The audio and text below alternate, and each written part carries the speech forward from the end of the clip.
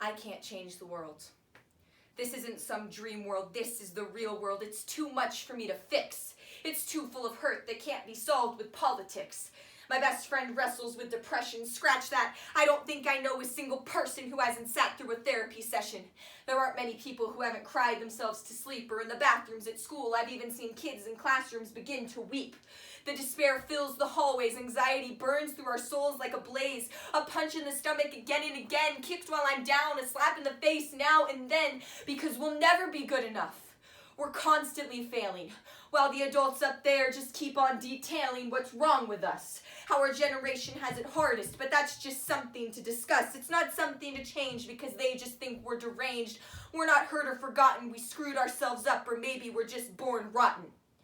Who cares that in school we're taught we came from nothing, and that we're worth the whole bunch of nothing? Fear and anxiety consume our days, fear of shooters and attacks, not to mention bad grades, a void left inside us with nothing to fill it. It shouldn't be surprising that most kids just take a hit. We're all too familiar with suicide. I know far too many people who have tried. The darkness gets so dark and the demons get so loud, and we're just told that we should be proud. Proud we won. Proud we got the A. When most of us are just wasting away. Melatonin's the only way to rest. We are way too stressed because it's all our fault, even if we're the victims of assault. It's okay to not be okay, but what if I just want to be okay? I'm going to drown. The world is crashing down.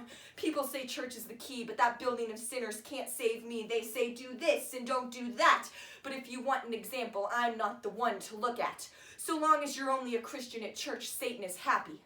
We are far too easily pleased, sucked into romance that's just plain sappy. We must be Christians in the real world and in the real pain, and in the midst rejoice like the disciples because of the name. Think you're in a battle for your life, liberty, and pursuit of happiness? Wrong.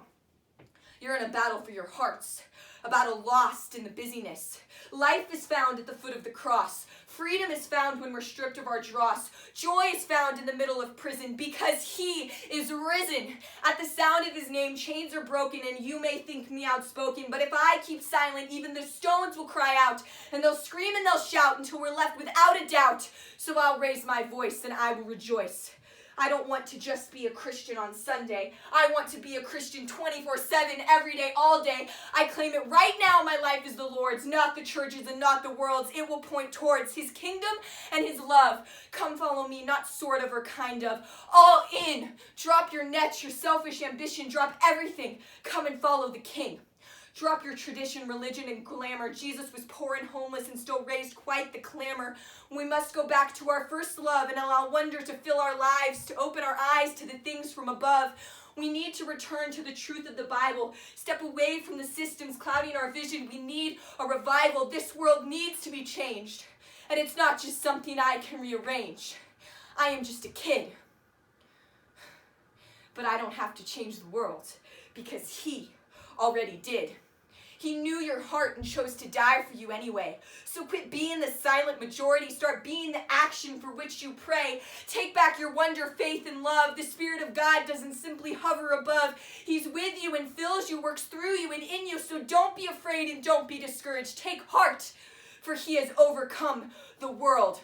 I'll shout it. I'll scream it. I won't ever keep quiet. I won't ever deny it. The lame walk, the blind see. The sick are healed. The waves and the wind calmed at sea. Sins are forgiven and the dead are raised. At his feet all will bow. His name forever praised. So I'll keep on testifying to the truth that frees us. Because there is power in the name of Jesus.